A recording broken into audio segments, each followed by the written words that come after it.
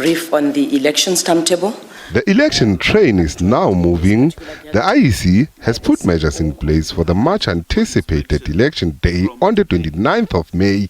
Citizens have just a week to inspect the voters' roll and lodge objections on the inclusion or exclusion of a voter on it. IEC CEO Simon Mabulu says the provisional voters' roll has been published for inspection and objections and must be received on or before the 4th of March for consideration, investigation and determination by the Commission by the 11th of March 2024.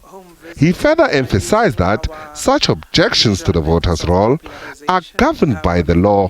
Both procedural as well as substantive requirements of Section 15 of the Electoral Act must be satisfied when lodging an objection. The pertinent aspects in this regard include outlining the relief sought and establishing the basis for such relief, as well as serving the objection on the person against whom the objection is raised. Mamabulu says the electronic copies of a certified voters' roll will be made available to the contestants and a printed copy will be prepared for the use in voting station on the day. Citizens who are ill and cannot get to the voting station will be able to apply for the IEC officials to visit them at home and must do this by the 3rd of May. Eligible voters who will not be in their voting districts on the election day may also apply for a special vote to cast ballots ahead of the day of the polls. The Commission re-emphasizes the general principle of election administration that voters must vote where they are registered. However, in the event a voter intends to be in a different voting district on election day, such a voter must notify the Commission of their intended absence from their voting district and the voting station where they wish to cast their vote. A notification portal will soon be launched for this purpose, and notifications in this regard will close on the 17th of May 2024.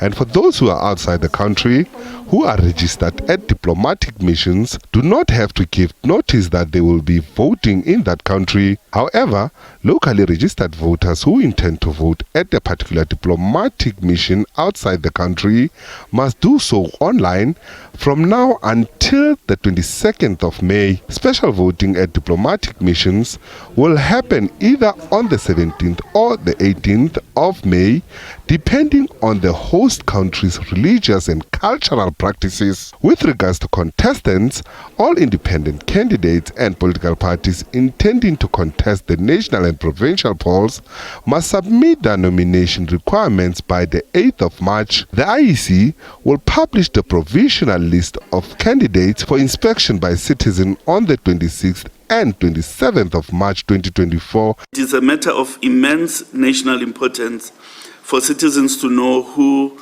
the nominated candidates are. The publication of the provisional list of candidates goes to the heart of the vote based on informed choice. Therefore, the provisional list of candidates will be published for inspection on the 26th and 27th of March this year. On the complaints by political parties that there was not enough time to collect the prescribed signatures required to contest the polls, the IEC Commissioner Nomzamo Suku has, however, said the complaint is without merit. The portal for capturing signature has been open for a bit of time. It actually was opened on the 26th of January of 2024. So our contestants have actually had quite some time to begin the process. The conclusion of the candidate nomination process will see the commencement of the ballot paper printing project, as the IEC will then have a picture of the number of independents and political parties that will be battling it out at the polls. A draw will soon be held to determine which party will be at the top of the ballot paper. SABC News, Johannesburg.